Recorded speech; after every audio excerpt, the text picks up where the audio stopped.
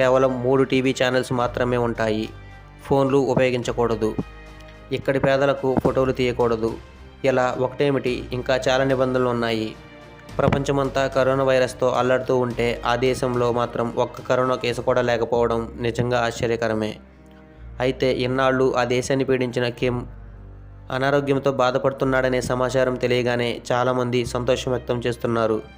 ఎలాగైనా ఇతని పీడ వదులుతుందా అని ఎదురు చూస్తున్నారు. కానీ క్షేమంగానే ఉన్నానంటూ అతడు మళ్ళీ కనిపించడం ప్రజలను నిరాశపరిచింది.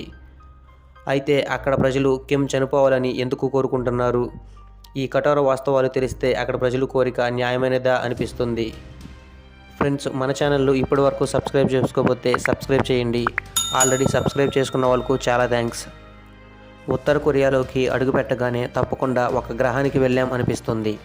అక్కడ ప్రజలను చూస్తే తప్పకుండా జాలి కలుగుతుంది. అక్కడ నిబంధనల గురించి తెలిస్తే